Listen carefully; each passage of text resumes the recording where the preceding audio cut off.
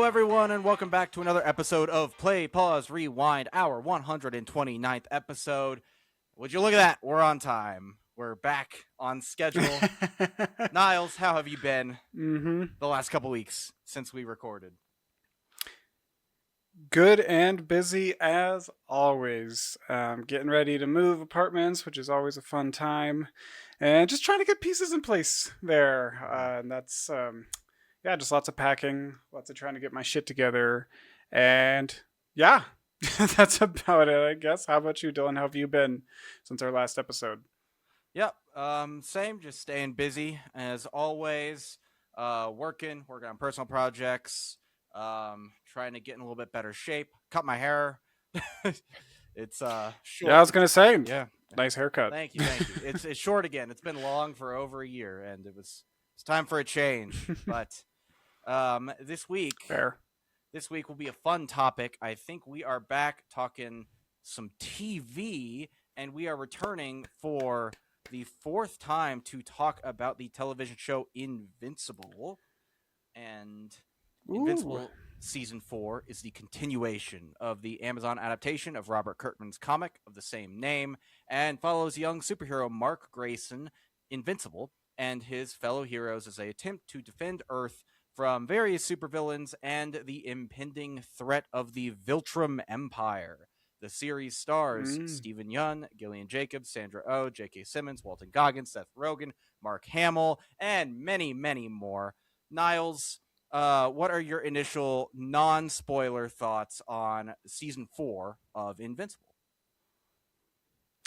Well, on this podcast, I am the resident Invincible expert again. Here we got all of our compendiums. I've read all of them, all of the main series. I haven't read any of the extras on side of it, but whenever we come down to Invincible, we've talked about the show, 3 times before, and every time I'm always looking forward to these conversations because I really do like this show a lot. I think it's a lot of fun, and I continue to be pleased with this. Season 4, I think it's on a very similar quality of excellence as the previous 3 seasons. The storylines and the action have just continued to be incredibly faithful to the comics. They've just, I think, been really good, really strong overall.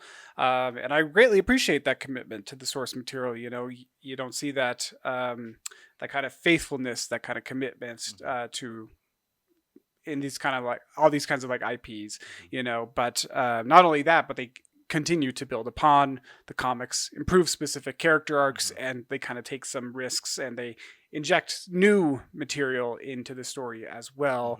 Debbie's storyline, Thrag and Thaddeus, there's lots of great things that they've improved upon from the comics in this show, and I really just love that. I love it when they can just build upon what's already been established and just make it all the more better. But this season, I feel like there was like a lot of secondary characters who just kind of got sidelined or pushed to the back. And didn't get a lot of development, and I'd like to see some more of those characters down the line, and would have liked to see more of them this time too, like Rex, Monster Girl, Bulletproof, Brit. Like there's lots of characters, but there's also lots of time to go still, and there's plenty of time to build up these characters. And would like to see some other characters return too, if it makes sense. Like Shrinking Ray, Immortal, they're kind of missing from this season.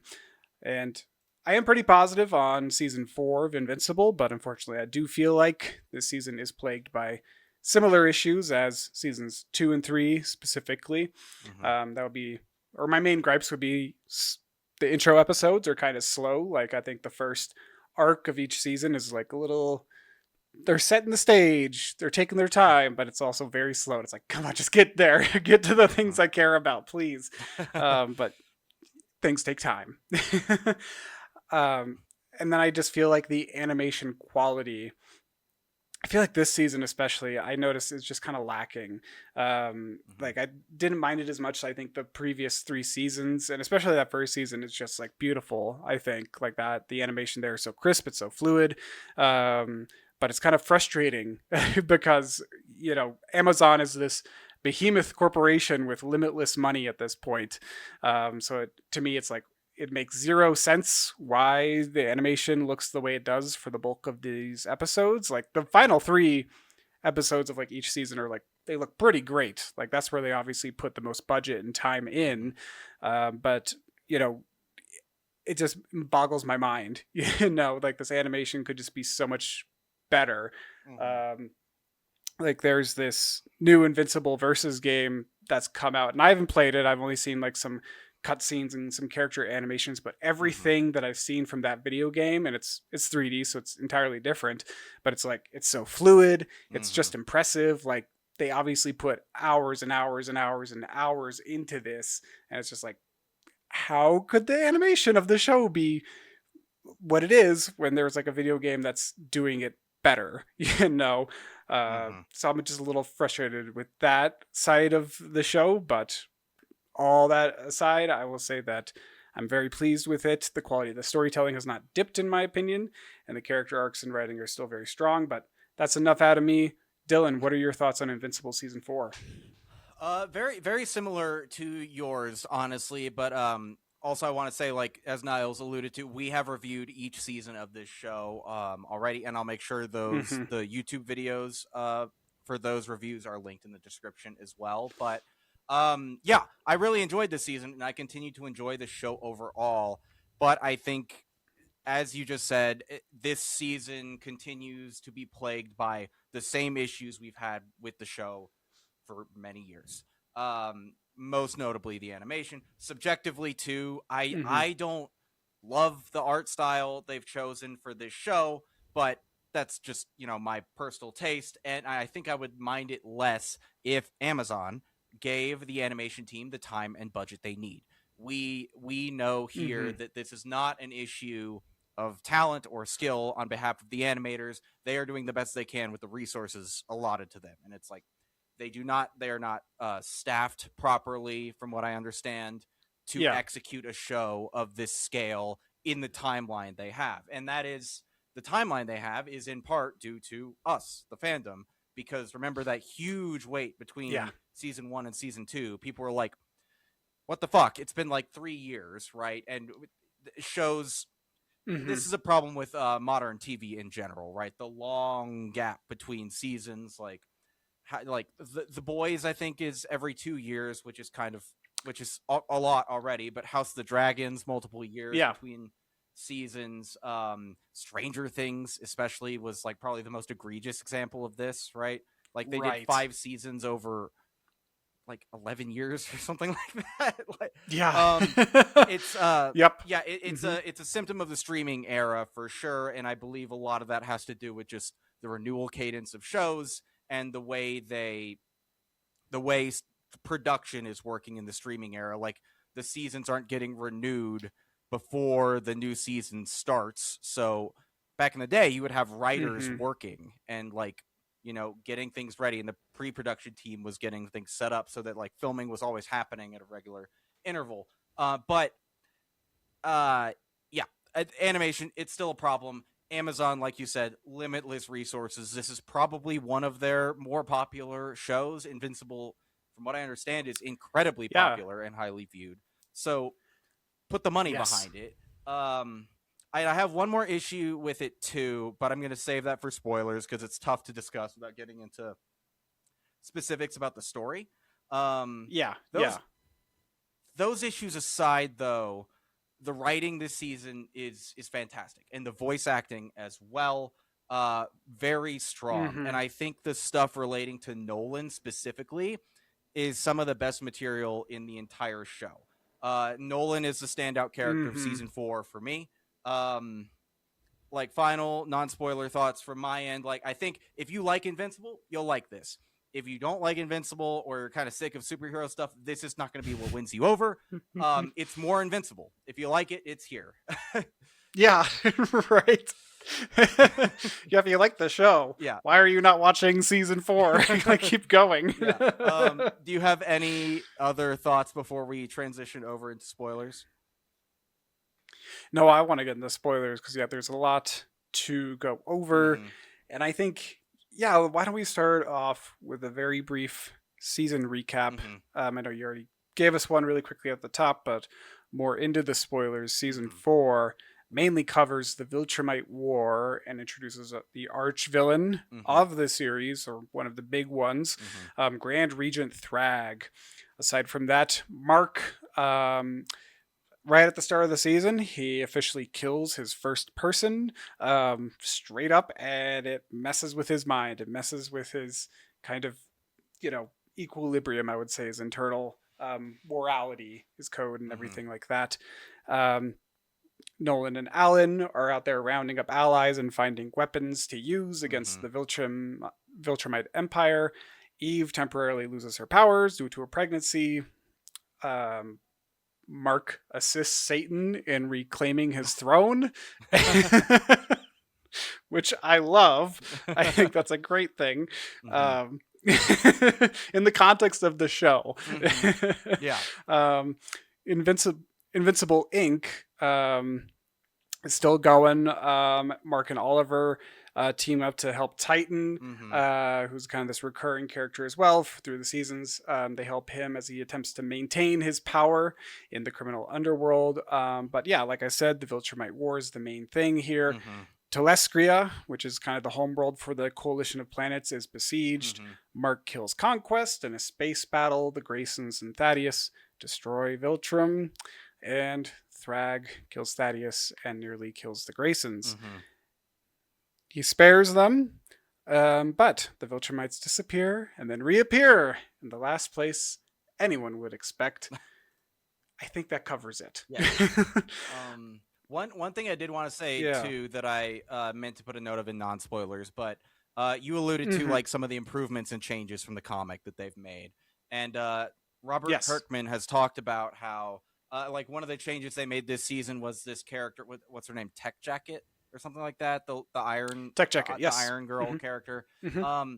In the comic, that character is a male character, from what I understand. Mm-hmm. And Mm-hmm. Kirkman basically talked about like, yeah, when I wrote this, I was like 23 and my co-writer was 21, like inexperienced, and we were just kind of like writing a lot of people who were kind of like us, and short-sighted Yep. in that way. And Kirkman is involved in the show's production pretty heavily, so I like, and I think we've talked about this before, but I like that we, due to Kirkman's involvement, like he is getting to take another stab at the story as a more mature person, more seasoned. So it's like, Mm-hmm. things that it's I guess it's kind of like Lucasy in a way, where like the tinkering, but not quite tinkering so much as like adapting your own work as a different man. Yeah. I think that's a really interesting creative process. And I'm sure it does improve on the comics in some ways, and maybe some things were fine when he wrote them in the comic back then, that maybe wouldn't be so much anymore, or that he's like, I don't really like that story beat. We're gonna take it out, or we're gonna change it into something that's more meaningful. I don't know. I think that's just an interesting like creative process to witness. Yeah. Well, 100% agree. And I think, yeah, there are lots of smaller things in the comics that are Mm-hmm. just like totally like superfluous, but also like Mm-hmm. meaningful. Like, and there's specific characters where it's like, oh, you could be a lot stronger than what you are. Like, Mm-hmm. I think I said it in the season 2 or season 3 review, but in the comics, Debbie's arc is like kind of more subdued, and she just Mm-hmm. kind of wallows in this depression, and Yeah. she can't really like recover from it until like a character like Paul comes into her life and Mm-hmm. then helps kind of save her, and or not Right. save her, but help her kind of rediscover her joy for life. And I think the show Mm-hmm. really did improve upon her arc, like gave her a lot more emotional depth. And there's lots of other situations like that throughout the comics too, like William and everything like that. Like his whole arc is different, and kind Mm-hmm. of I think more meaningful in the show than what it is in the comics. Mm-hmm. So yeah, lots of interesting, good creative choices, and like we'll get to it even more as we go along the way. But like when it comes down to like the whole lore of Viltrum, that's very, very, Mm-hmm. very, very limited in the comics. It's like maybe like a handful of panels and then Okay. some exposition from Nolan or Thrag, but you don't Mm-hmm. see it. You really don't see it. So that's like something that I think they also improved upon in the show is Mm-hmm. giving those flashbacks. Oh God, what did I do? Uh-oh. my, Your my kid, did you camera's hit your glitching. There we camera? go. Okay, I think it's fine. Okay. Don't touch the camera. I learned my lesson. Don't touch the camera. Um, but I forgot what I was saying, so we can just move on, I guess. Yeah, but you mentioned William. I guess that's one note you have here about William, Oh actually. yes, yeah. I didn't see it coming, but they recast the voice actor for Mm-hmm. William. I don't even know why. I didn't look into it before this episode, but it's just like it's not a huge deal, but it's like it's jarring when you hear him talk. It's like that is not what he sounds like. That is a different person. Yeah, I thought he sounded different, but I didn't really look too much into it. And yeah, you never know with things like that. Sometimes there's a personal thing in the actor's life that comes up, and they're just like, I can't be I can't be doing this right now. Like one of the Yeah. in the Superman and Lois show on the CW, great superhero show by the way.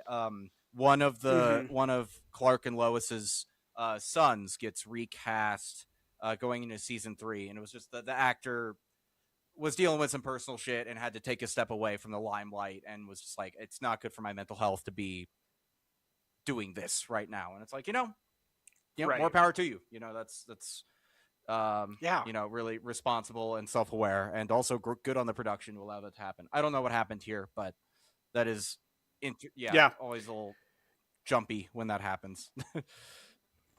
I was a little pissed, but I'm like, yeah, it's whatever. He's a minor character. If they recast Mark, that's a bigger deal, but they're never gonna do that. Um, yeah, but transitioning into what I alluded to in non-spoilers, the second big problem I have with this season and Yes. with the show overall, really, but it really crystallizes in season 4, is I am starting to have trouble knowing what emotion to feel when it looks like a character has died.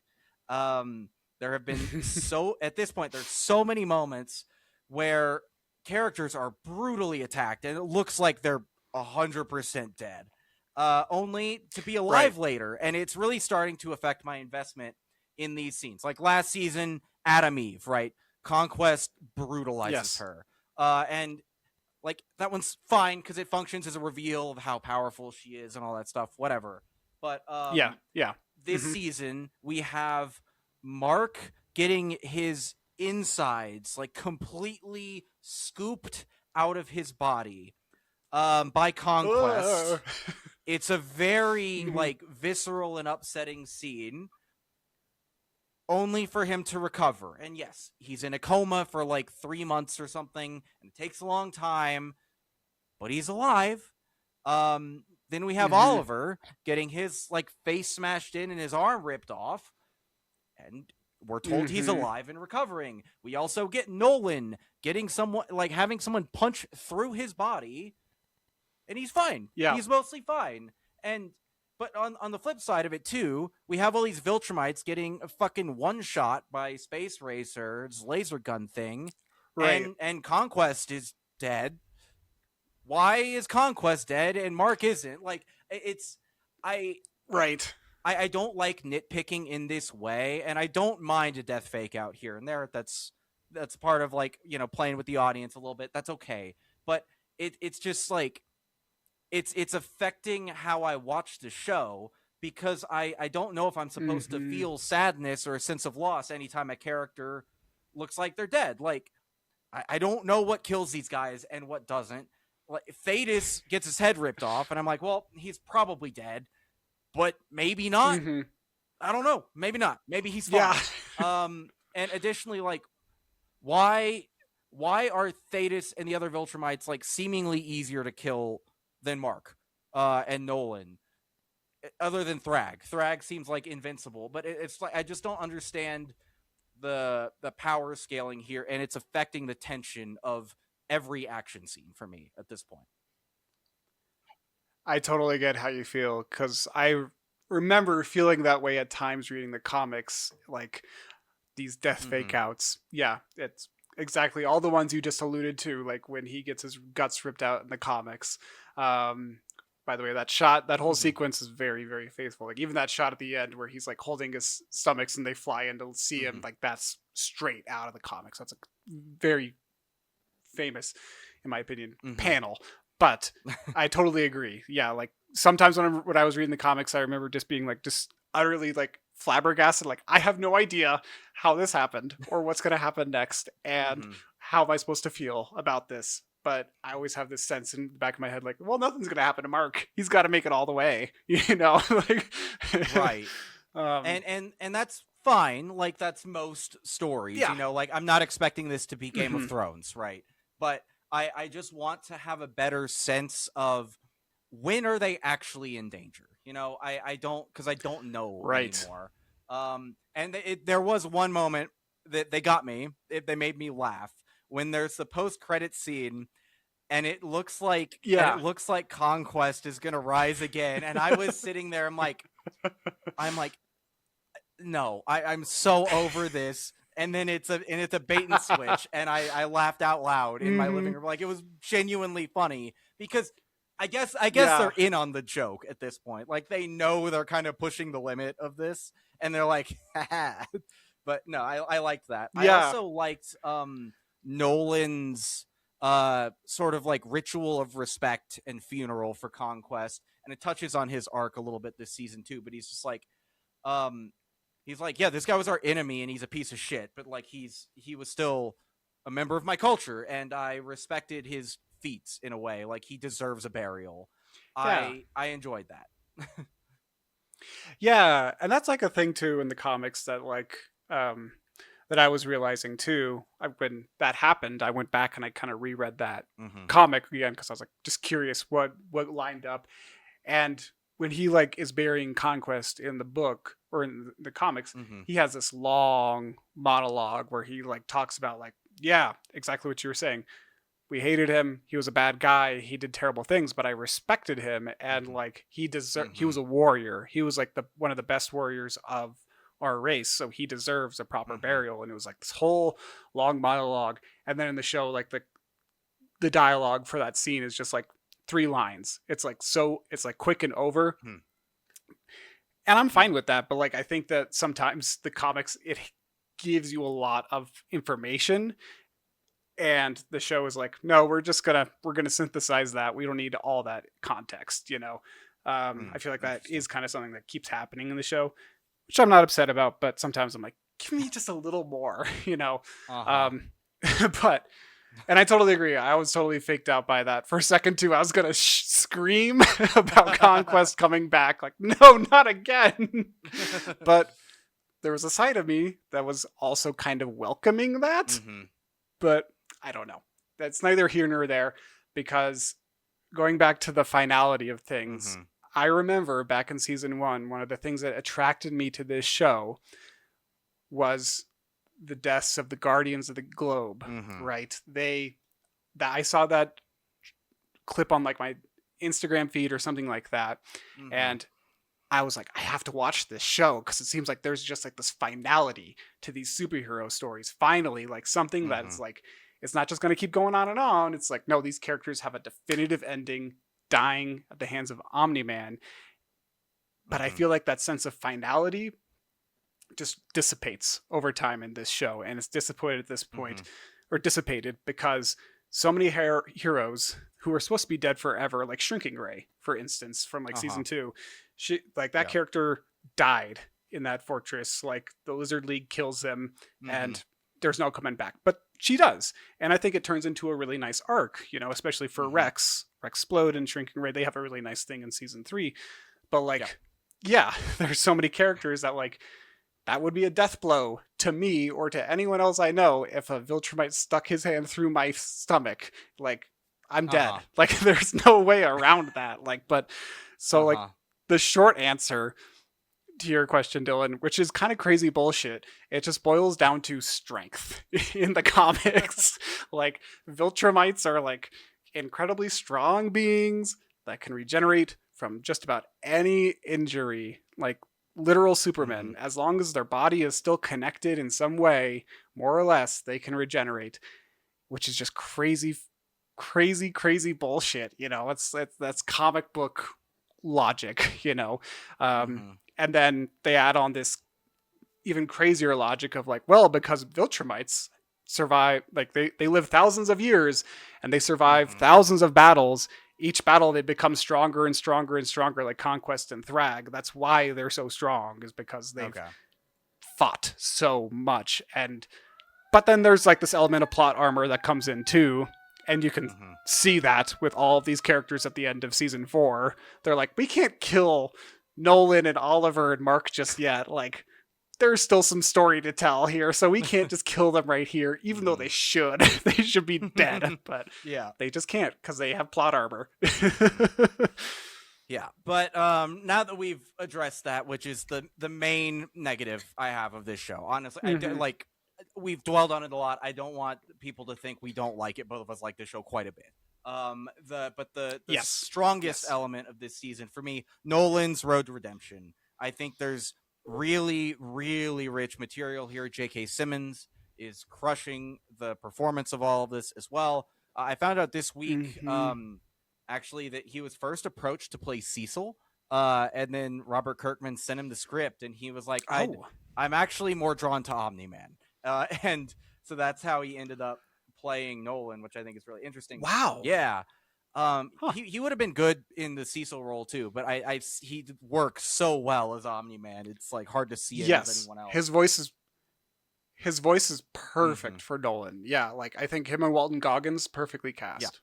But I love the balance between him knowing like and internalizing that he's trying to do better and he wants to be someone who does the right Mhm. thing, but he's also existing in a reality where like the hurt he has caused and what he has done is so horrible that at least for now, like Mhm. he is kind of beyond forgiveness for the people he's hurt. Like the confrontation he has with Debbie is fantastic. Sandra Oh Yeah. delivers that monologue wonderfully.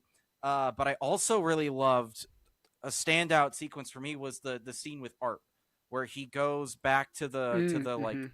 tailor shop, the superhero tailor where Art works, Mark Hamill's character, and he shows up with the six pack of beers because that's what they used to do. They used to sit on the roof and drink beer and just like Yeah. tell stories, Mhm. and you can see Nolan the way he's thinking about it. I'm sure is like gesture of goodwill, like I'm gonna put my best foot forward, try to get us back to where we were before, right? Mhm. And like he needs that, and to a degree he's being selfish, I think, in a lot of Yeah. his actions this season, but he is trying to reach back out to the people he's hurt, but he is just a terrifying figure now to Art. Like I love at the end, Art's like, I'm kind of done, man, gonna go to bed, and they haven't Yeah. finished the six pack yet. I think, which is a good visual bit of storytelling there. But then, one, he's like, I'm not making another suit. Like I outfit heroes, um, Yeah. which I it's a very sad moment, and it hits Nolan. I think he's like, yeah, I'm not.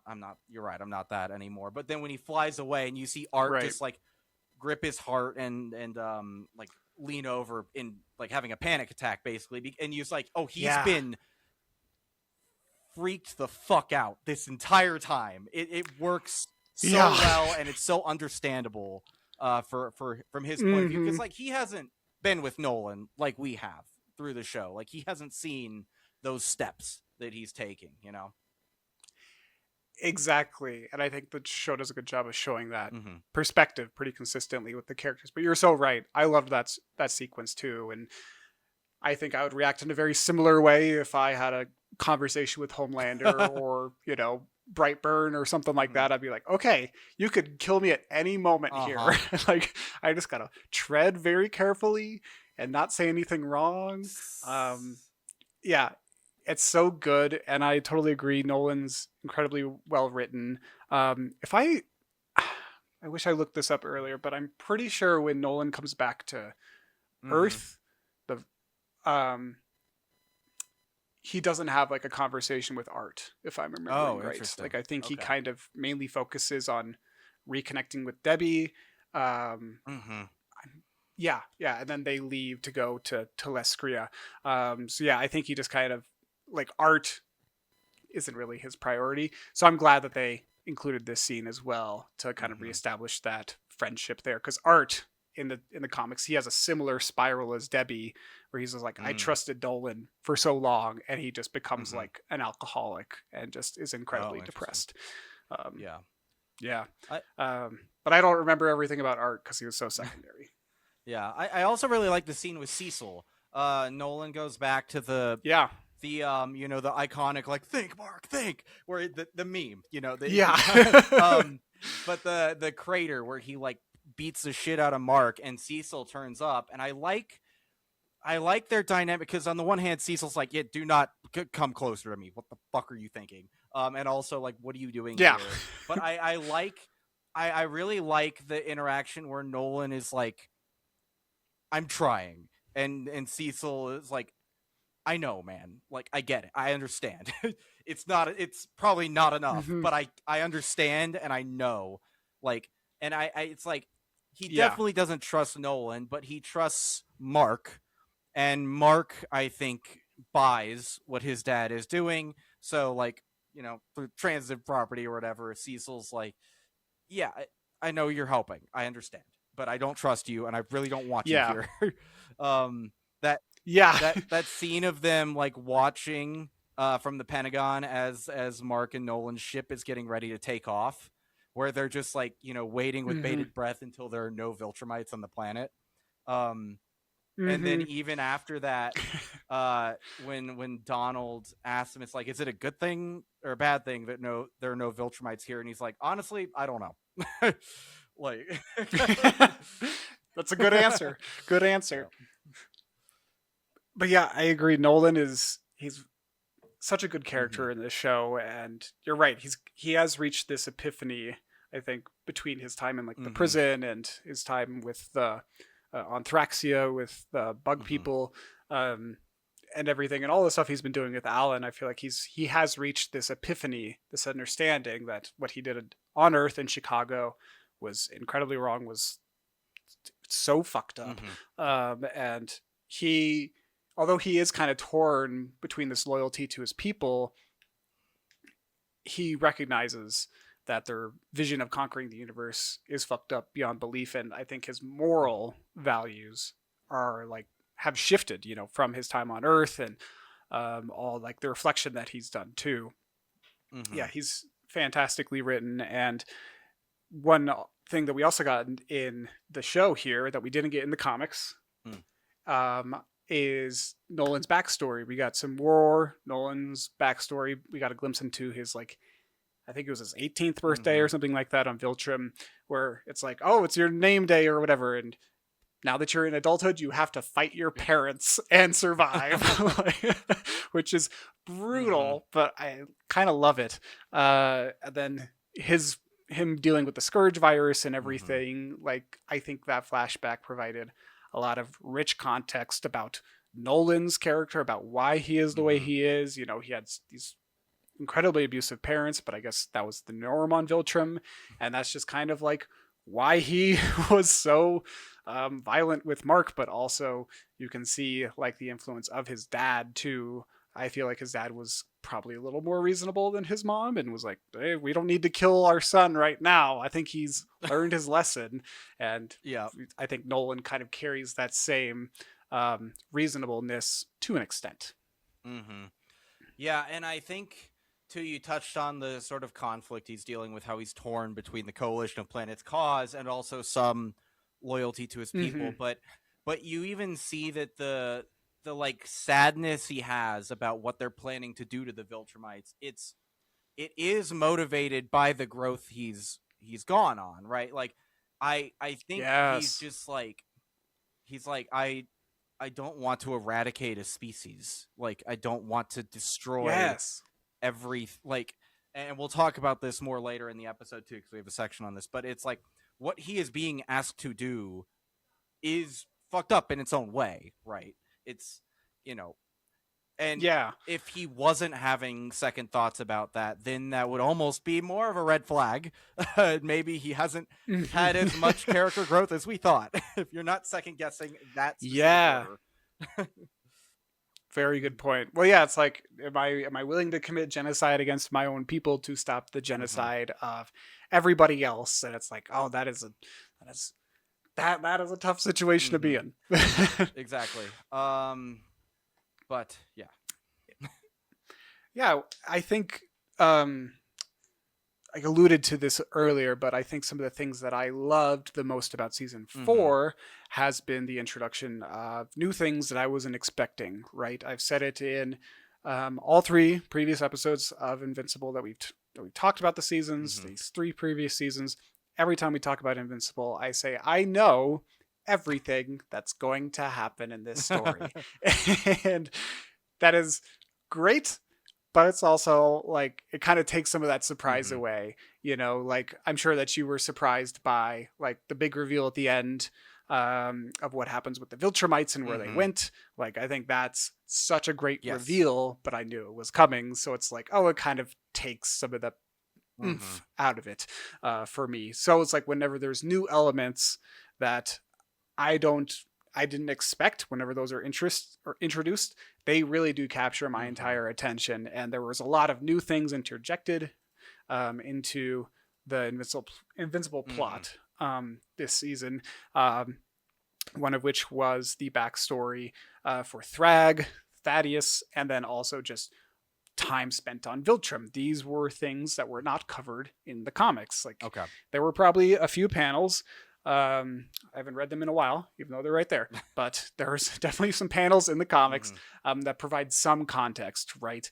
At least in the main Invincible run, there isn't a comic about Thaddeus killing, Emperor Argyle. There isn't a whole comic that's just dedicated to the Purge or the Scourge virus. It's just like, this is this happened. Like, it's just like in 3 panels or something like that, really quick. So I personally really appreciated seeing those sequences, seeing this backstory for Thrag, for Thaddeus, or Thaddeus, excuse me, and Viltrum and everything going on there. I think that just providing that context, I think just really amplified the whole Viltrumite war, in my opinion. Like, we get to see Thrag ascend to the status of Grand Regent over Viltrum, and I thought that was just fucking cool as hell. And the Purge sequence was brutal, and I was just enthralled by it. And then it all ties up really nicely to like the war, like what happens on Viltrum in the 3rd act here. Yeah, and it gives some like it gives more layered motivation to the Viltrumites, right? Like we learn, I think it's last season we learned there are fewer than 50 of them left, right? And then this season we see why, and we really there are bad guys, there are the villains for sure, but the show doesn't shy away from showing like what they've gone through, and it's pretty fucking horrifying. Like, especially I guess like we're a little bit removed from the worst of it now, but like we went through a fucking global pandemic not too many years ago, and I mean that shit was horrifying. Like, the hospitals were overflowing, bodies, like body bags in the fucking streets out in the alleys of like major cities because the morgues were full and all that stuff. So it's like, yeah, you really get a sense that like these people, they're villainous and they're violent and horrible, but they have been through hell. Their species was almost eradicated already. You kind of understand why they are so fucking mad and like doing the things they're doing. Not a justification, it's just an understanding. But exactly, there's an importance there. But another thing that I understand was not part of the original comic was the Damien Darkblood episode set in hell. So I understand this was not really in the comics. I am also seeing a lot of online hate for this episode. I will say up front, I thought it was fine. I liked most of it. I thought the part of Damien and Mark like falling through the bottomless pit for forever and just having a conversation was very funny. I Yes. liked the subversion of Satan not being like this evil incarnate guy, but kind of just being like I guess a misunderstood rocker a bit who's kind of doing like a necessary evil in a way. Mm-hmm. And Yeah, yeah, and maybe that will tie I in agree. thematically to what our heroes are going to have to do to the Viltrumites in some sort of way. I don't know, but yeah, what Yeah, you're familiar with the comics? Like, what do that's you think about this addition to the story? that's a really good point, though, what you just said about thematically. I think that there is something there, but you are correct that this whole plot line of Damien Darkblood in the underworld, not in the comics, Mm-hmm. not originally. This was a new thing, and actually in the comics, I think I said this in a previous episode, but Damien Darkblood's storyline is much Mm-hmm. simpler and it's much tighter and it's more Mm. comical, especially more comical. Like he spends all his time like he's like I always kind of thought of him as this Rorschach kind of character, Mm-hmm. who's like kind of like he speaks in broken English and he's like a detective who's like Mm-hmm. kind of akin to Batman, but not really, Yeah. like he's just trying to get to the bottom of the truth, right? Mm-hmm. And Damien in the comics, he just spends all of his time um, just trying to figure out who killed the Guardians of the Globe. That's his whole thing. Uh-huh. And even after everyone learns it was Omni-Man, he's still trying to figure it out. And like there's even this joke in the panel, like in one of the comics, where he's like, he comes up to this one woman and he's like, I need some information. Mm-hmm. Like, I'm trying to figure out who killed the Guardians of the Globe. And she just laughs in his face. She's like, everyone's known that for like months, dude. Where have you been? Like, it's just a joke in the comics. So does he just not believe it was Omni-Man, or did he just miss that fact? Like, I I I think he just missed okay. it. He just like missed the information reveal. um I don't know. I don't think he's like chronically Okay. online. I think he's more of like a detective who's like, I'm gonna look for clues that are physical. Uh-huh. You know. Okay. Mm-hmm. But I agree. The with you that I liked this episode, this Damien Darkblood plot line. Mm-hmm. I actually really enjoyed the episode, mainly for four reasons. First is that it's new and original for me, having read the comics. Like I said before, I'm Mm-hmm. not really surprised by anything in this Uh-huh. show. So when there's something new and original, it is very refreshing. So I really appreciated it for that. And I also really greatly appreciated the lore that they established here Mm. about the earth and religion as well. It's very unique as a concept. It's like something that I feel like I haven't seen in a lot of media Uh-huh. before, where it's like all this life on earth existed way before humans, Mm-hmm. like way before there was surface life. Mm-hmm. It was all kind of below ground, I guess. It's a little confusing, like the I don't know, all the ages and like the creatures that came up and the torture and everything. It Mm-hmm. is confusing. I'll give him that. It is kind of a confusing plot line, but I do appreciate the idea that humanity owes its entire existence to the devil itself. He was our savior, who helped us reach the surface world and not be killed by monsters. So thank you, Satan, for that. And I also appreciate this episode because I feel like it has or it's valuable for Mark's character building. Because I think just 2 episodes before this one, he killed the astronaut to stop the Sequids, Mm-hmm. and I feel like he's like kind of grappling with this like big gap in his morality that just Mm-hmm. appeared all of a sudden because he had to kill someone who was ultimately innocent. He just had to do it because of the circumstances. And even in hell here, Mark is still trying to be cautious about killing others. Like when he vanquishes their foe Mm-hmm. multiple times, he's like, I had to do it. Like you saw it. Like I had to like kill her, but she's still alive. It feels like. Mm-hmm. And I also like this episode because I know that this storyline is going to come back and bite Mark in the ass next season or the season after. Okay. Like I can just see a line or a whole storyline where like Cecil or Rex are like all confused and it's like, Mark, did you help Satan? Are you friends with the devil? Like, I could just see a whole plot line where they're just like, Invincible helps Satan. Like, I think that'd be kind of funny to see. Mm-hmm. But I can understand why some people might be frustrated with this episode or not like it, or maybe feel like it's filler. So those are my 2 cents. Yeah.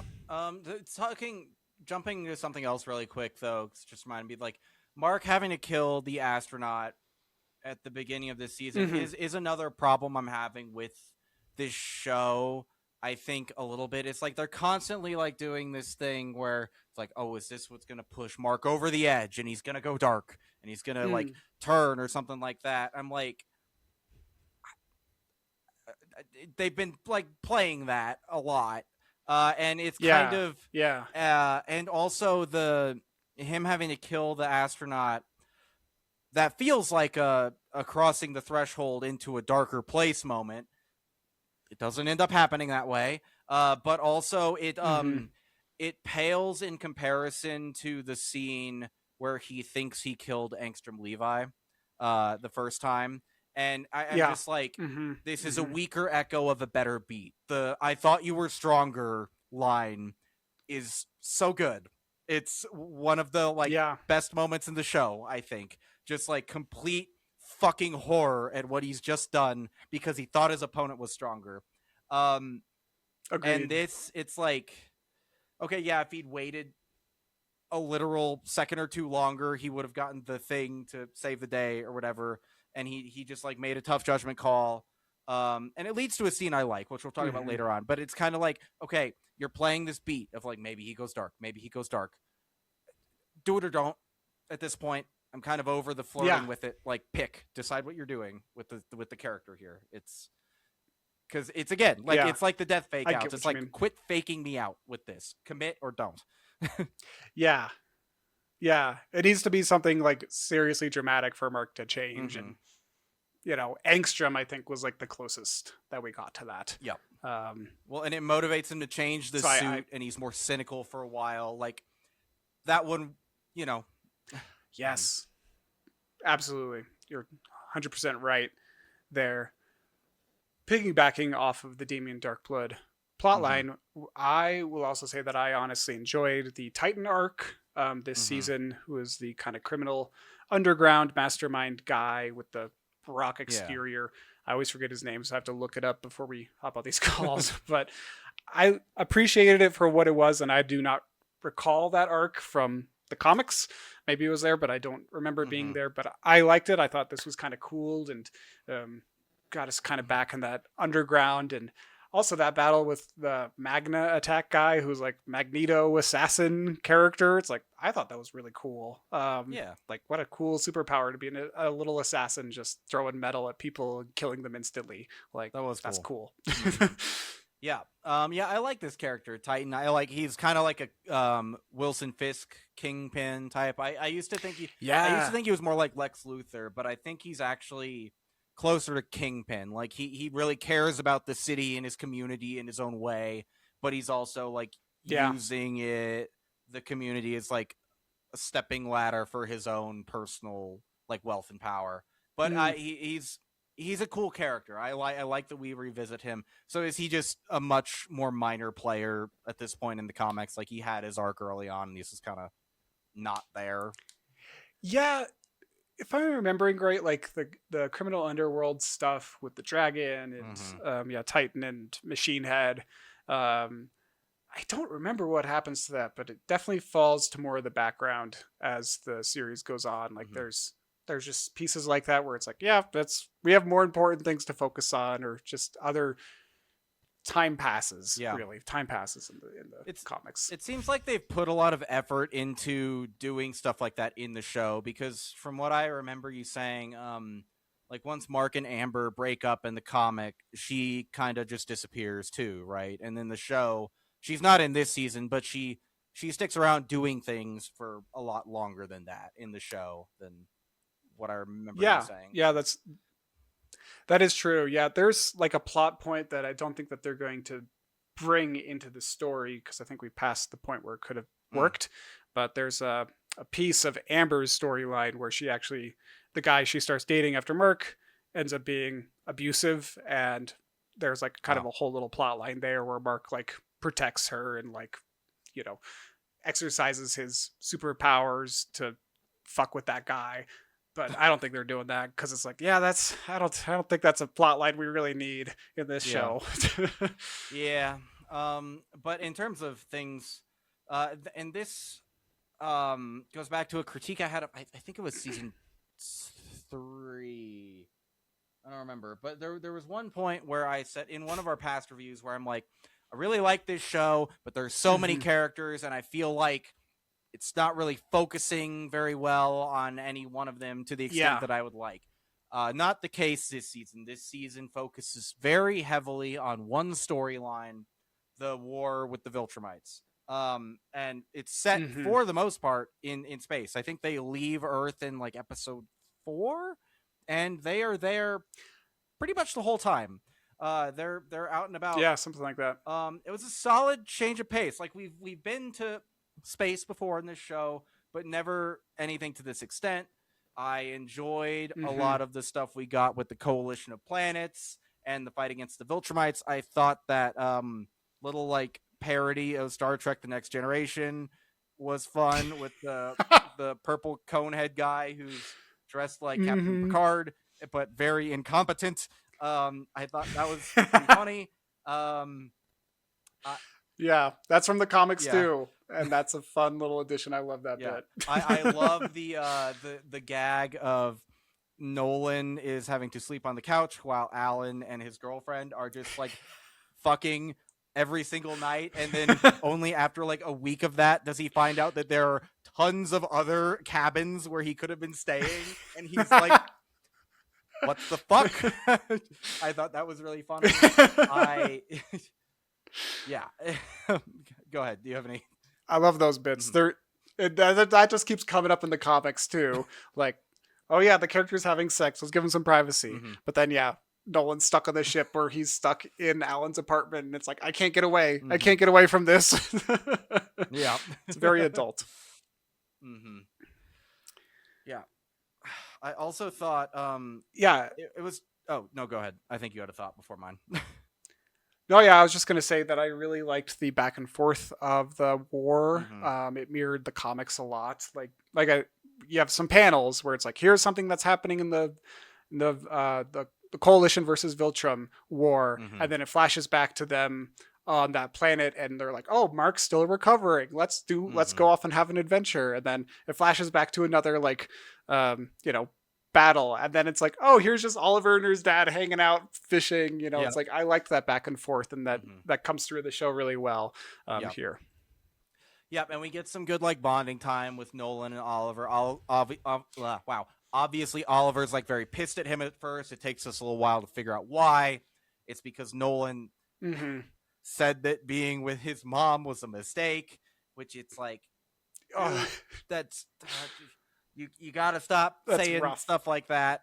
Like in the first season, he tells Mark that he sees Debbie as more like a pet, and then he Hmm. says about the other woman of his other child that it was a mistake when she's an even more short-lived species. It's like, dude, Yeah. think through the things you say a little bit more than what you're doing. But we get like, Right. I like that good bonding time with Oliver and Nolan there, because we really like, and Oliver seems kind of sad that it's over when Mark recovers and they got to go back to the war Hmm. and all that stuff. It was really good material, and I think it was a smart choice to keep us with Mark and team the entire time while they were in space. Like once they leave, we don't go back to Earth. And it's like Hmm. it like to have, and I the element of it I thought was smart is they have stuff on Earth meaningfully change during that time. They're gone for like 10 months, I think. And when we get Yeah. back, Debbie and Paul have split up. Eve has decided to have an abortion, has moved back in with her parents, and like I guess due to Hmm. the stress of all of that, has sort of like stopped using her powers so much and gained a lot of weight. I like I think Hmm. on the one hand, I think following Eve as she goes through what is a pretty difficult personal decision Um, like it would have been nice to see her perspective on that decision, right? But also the choice they made is to keep us with our protagonist Mark, and then sort of like build this feeling that he has missed a lot while he's been gone. Like Hmm. he went off to war, and when he came home, the world has changed, which I think is probably a Yeah. relatable experience to anyone, like any veterans who've gone to war, especially for like the world wars that were years at a time, stuff Yes. like that. It's like you come back, your personal world at home is not the Yeah. same. That kind of Everyone else stuff. has lived without you for a while. You're so right. Yeah, I think a lot of people can connect with it, and I agree. I think it's a powerful arc, and it's a good decision to Hmm. split them up. And they're in space; they're having their fun up there. Totally agree with you there. And I think it. Uh, I really also love this final arc of the Hmm. season too. Like them teaming up. Everyone's together. They've got all their strike team together, and they're like, "This is it. We're Hmm. gonna go in and just try and kill the Viltrumites, finish the war, finish all of this final battle on Viltrum." And it is such an incredibly satisfying battle sequence, in my opinion. That whole Hmm. like, I think it's like the 6th and 7th episodes of the season are just really big and climactic. They're bombastic. Hmm. And this is something that I was looking forward to for a long time.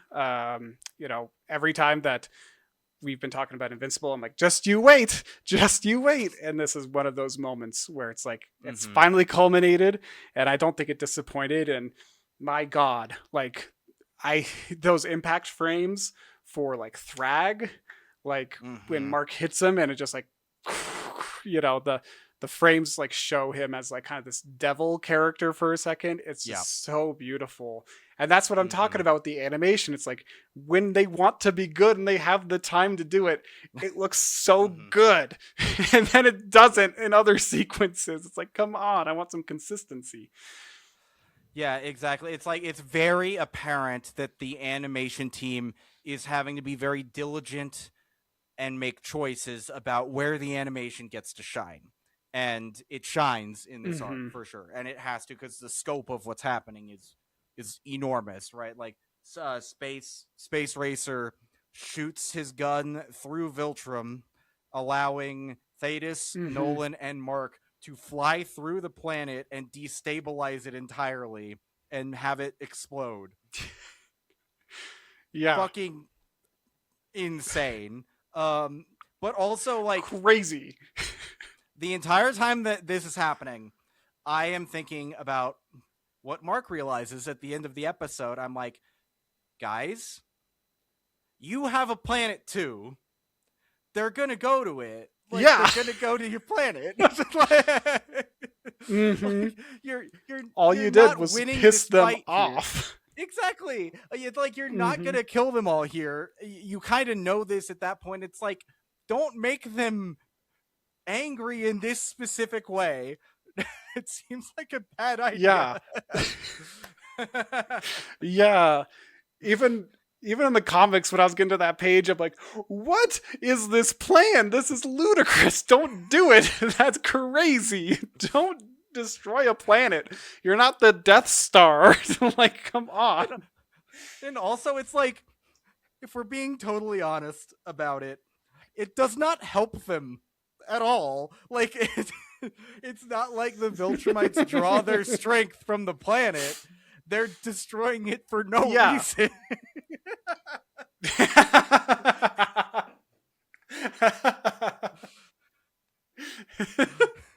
You're so right.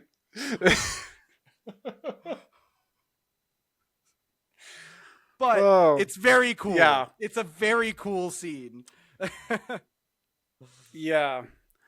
Well, I think like when Nolan's like making that decision, it's kind of like if we can destroy their culture or Hmm. whatever their base of operations, maybe that will destabilize them, and then they'll just kind of, I don't know, but it's Scatter. like at the end of the day, you still, yeah, they'll scatter, but it's like you also need to kill Thrag for that Right. to happen Hmm. because he's the leader. If they don't have a leader, then they will scatter. But it's like You just killed their home. Come on. Questionable decision making. No one thinks through everything fully in the heat of battle, I suppose. Yeah, that's true. And I mean, I think that this does put this whole season, not just like the destruction of Viltrum and the Viltrumite War, but I think this whole season puts significant stress on Mark's character too. We have to talk about Mark because it's Invincible, and I think even though we love Nolan, you and I both love Nolan, and he's kind of like a big focus for us. But Mark is the heart and soul of this show, Yes. I think. And man, this boy has been through some shit. Every season, it gets worse for him, and all just like the chaos and the trauma that he has to endure every single episode. It's like it just builds and builds and builds. And I think this season in particular did a really good job of showcasing Mark's mental health, especially towards the end of the season when they're back on Earth. And he's just like, you can tell he's struggling to keep things together. Yeah. He just keeps thinking about Thrag killing the people that he knows and loves, like him killing Eve or Cecil or his mom. It's like that just keeps popping up in his head. And it's like, at a certain point, he's like, you said that you had some people I could talk to. Can I talk to those people, please? Like, I need to unload this mental weight. And I think it was really powerful. Yeah. And stop dumping all of my shit onto my girlfriend, who is also dealing with big problems. Exactly. It does feel like every conversation Mark and Eve have is just like about how fucking awful their day was. I think that's something they could work on in future seasons. It's like, give us a bit more variety in their relationship. Like, I think that relationship is meant to be a very core piece of the show, and it's kind of a drag sometimes. I like, they're both very interesting. I would like more Eve in general in the show, actually. I think she's a very interesting character. I think her whole family dynamic, and especially her like kind of fearing her using her powers and gaining weight, like there's a lot of interesting story potential there. I hope we get some good stuff with her in season 5. But I really like about Mark's character too. I really like that conversation he has with Cecil early on after he has to kill the astronaut, where Cecil is like, you had a tough call. You had an impossible decision to make, and you made it. I'm not asking you to work for me, but like, let me make that call for you. You're a good person. You're doing your best. You don't need to carry that weight. Like, I can do that. I really liked that sort of dynamic between the two of them. Cecil is, I think, a very under-discussed character in this show too. Like, he's a very interesting guy. Yes. And we don't get a whole lot of him fascinating this season because the show isn't on Earth very much. But I like Cecil. I think he's a really fascinating addition to this type of story. Nick Fury type, but agreed. There's more going on to him there. But he's we've more hardcore than Nick Fury. Oh, go ahead. No, yeah, I'm just saying. Nick Fury. I don't know. Yes. Yeah. He is. Yeah, I haven't read. Let's. Sorry. Go ahead. I think our internet's acting. We have a tiny bit of delay. Yep. Yeah. Just a little bit. But yeah, we can move on to the final piece here, where we've been kind of skirting around it a little bit. The Viltrumites. What happened to the Viltrumites? They're on Earth. Yes. I think this was a great surprise. And I think the penultimate episode of this season is the big action set piece one, and the finale is a little bit more subdued. We're dealing with the mental health effects of what has just happened on Mark. The buildup here is excellent. We're getting these like flashes of, as he said already, like Thrag killing everybody that Mark loves, one after the other in these different moments. It really subverted what Mark and Nolan were expecting from the Viltrumites, and presents Mark with a really, really difficult dilemma that I think sets up for a fascinating chunk of story going forward. Like, the Viltrumites have come to Earth, and Thrag is like, you have a choice.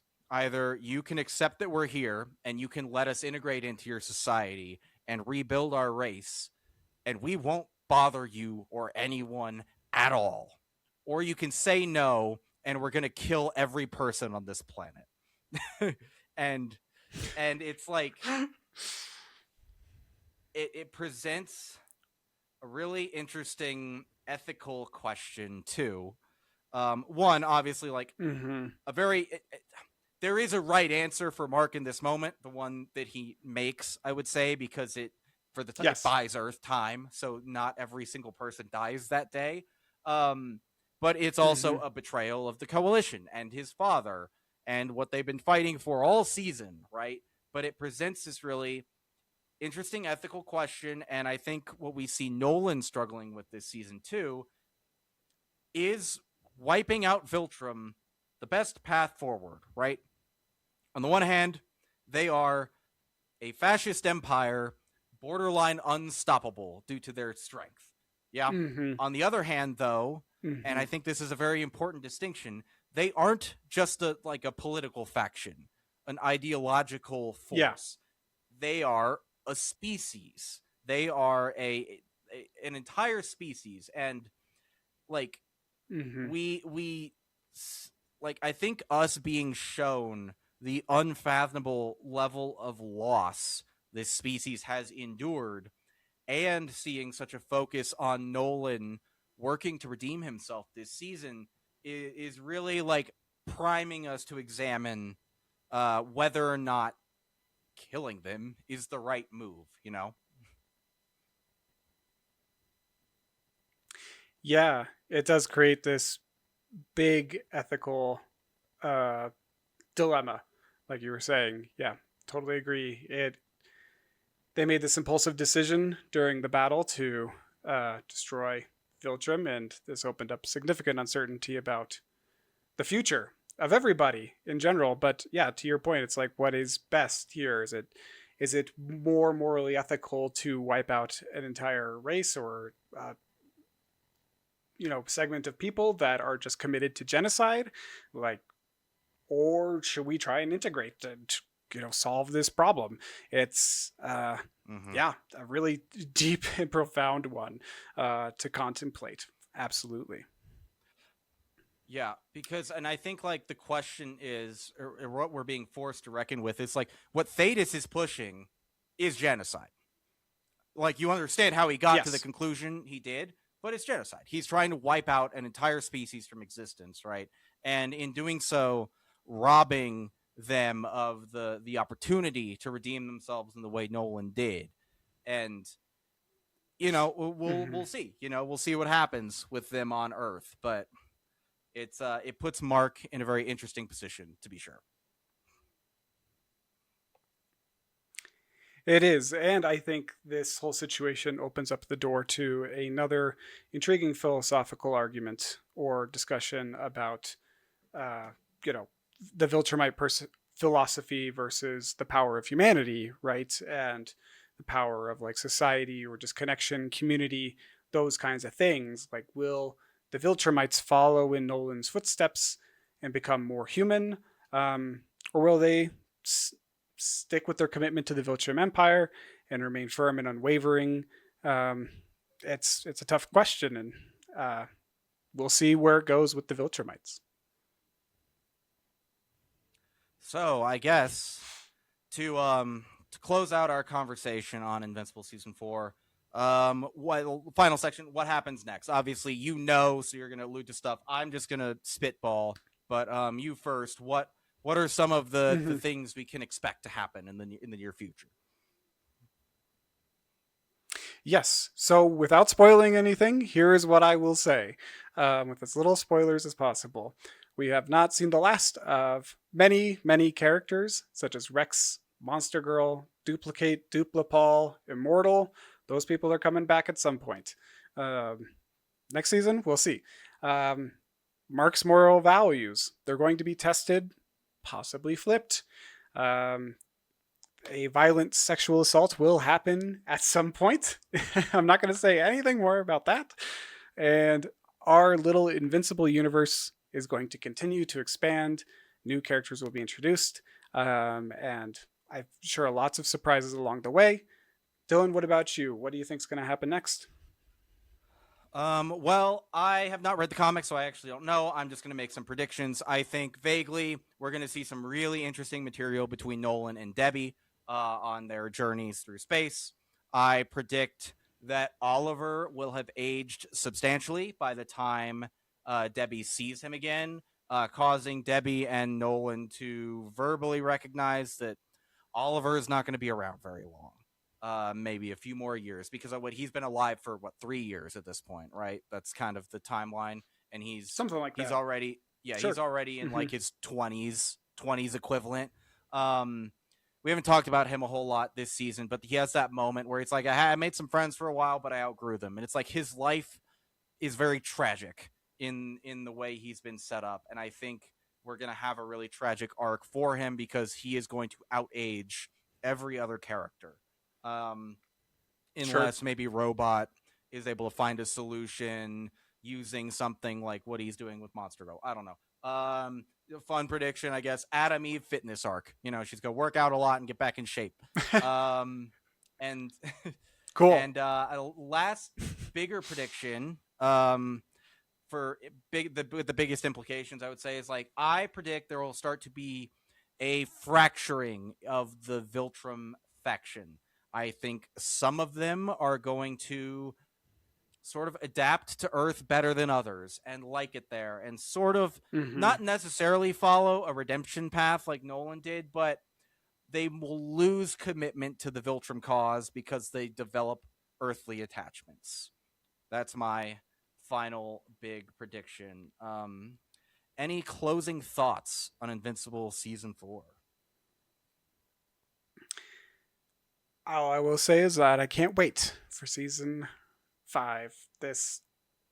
Yeah, there's going to be some interesting stuff that'll happen, and I don't want to say what, but it's really happy with season 4. Just want that animation quality to get better. Mm-hmm. Same. All right, but with that, let's transition into some other stuff. Just talk about stuff we're playing, watching, reading, doing whatever. Niles, what have you been engaging with the last couple weeks? Yeah, so we rewatched I think it's 87, uh, or something like that, sometime in the 80s or 90s, the Studio Ghibli movie Castle in the Sky. Mm-hmm. Um, Beautiful film, beautiful film. It's so gorgeous. I love their animation style, and Mm-hmm. this is actually, I think when I was watching it, I finally realized how heavily this movie inspired Tears of the Kingdom, like the Yeah. Legend of Mm-hmm. Zelda game. Uh, it's Yeah, it's beautiful. I can clearly see the path and like the connections. It's amazing. It's so beautiful, and every time I was like, Mm-hmm. "Hey, I know what that. Hey, I recognize the influence in the game." So Mm-hmm. it's a beautiful movie. Love Studio Ghibli.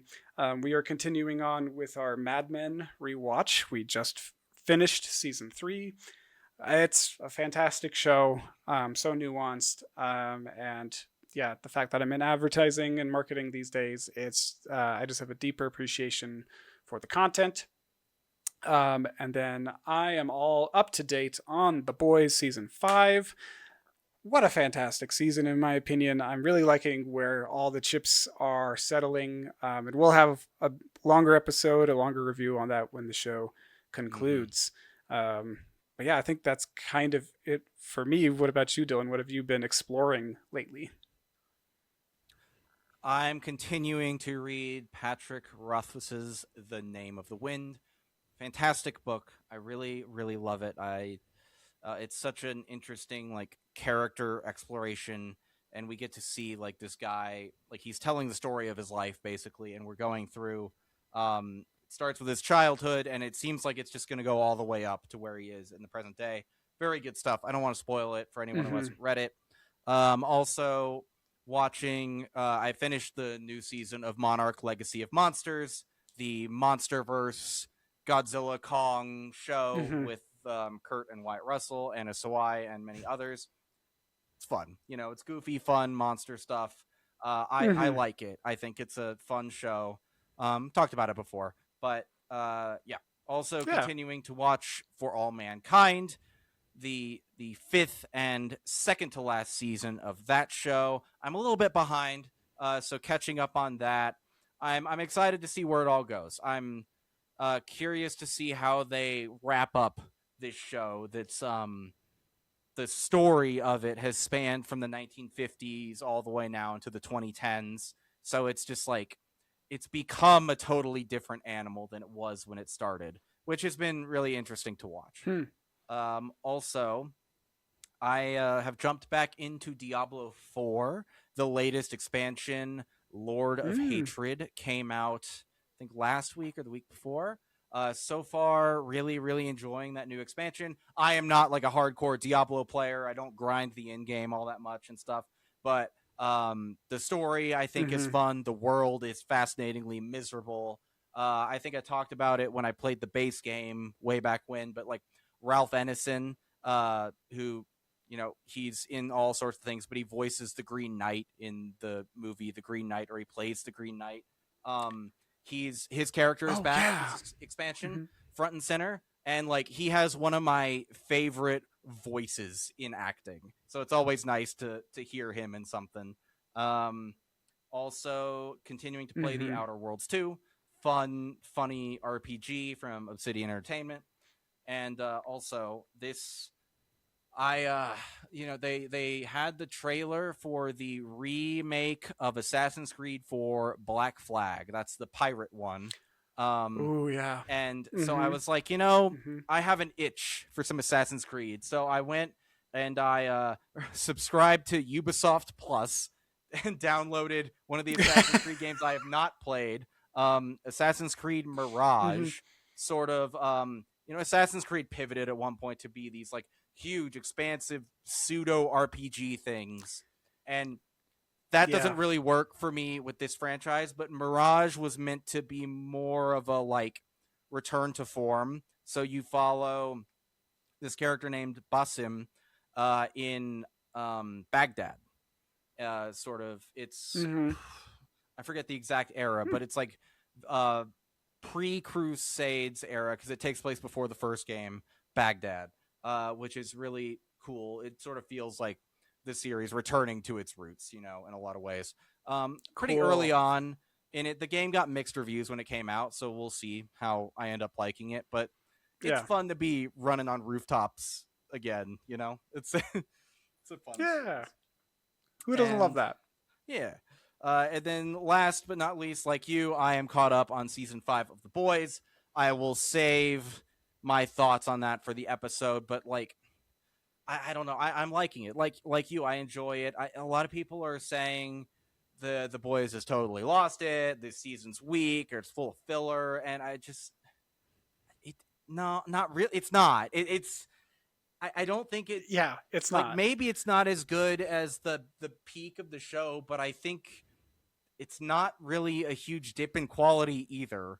Like people Agreed. are I'll see critiques saying it's like a satire of itself now, and it's totally succumbed to just being satire without the drama or the character stuff, and I'm like, that's just not true. I'm sorry. That's inaccurate. You're wrong if you think that. Yeah.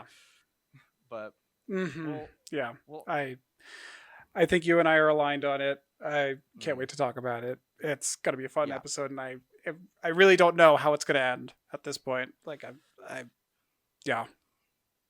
Yeah, I have some like vague thoughts because a long time ago I learned in part at least how the comic ended.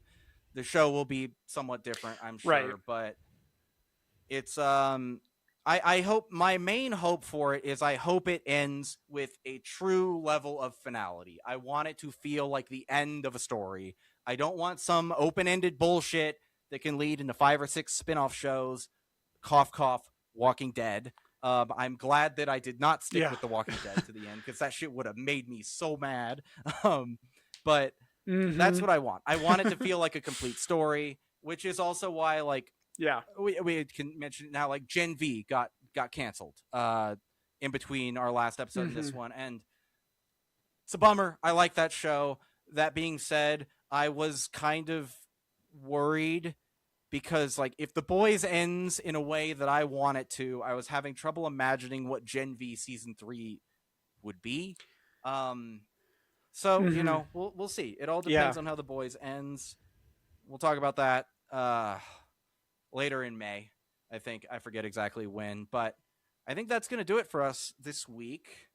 We will Yes. be back in 2 weeks' time. I believe the plan is to talk about Devil Wears Prada 2. A little bit outside of our wheelhouse, but Yeah. Devil Wears Prada is a great movie. It's a very fun movie. I It need to is. rewatch it because I haven't seen it.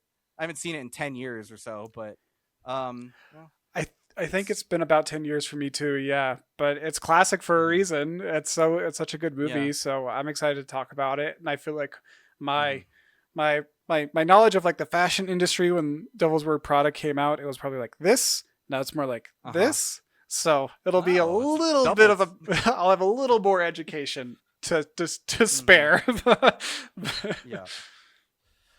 Yeah, but I mean that movie too. Like, if you think back to it, like that was very like Anne Hathaway. I think had already done like Princess Diaries and stuff, so she was already kind of big. But like Hmm. Emily Blunt was very new. That may have been her first or one of her first roles. You got Meryl Streep and Right. Stanley Tucci too. Like just classic cast. So we'll see. We'll see how Amazing. that goes. Big year for Anne Hathaway. Hmm. Uh, she's got this. She's got that Mother Right. Mary movie out.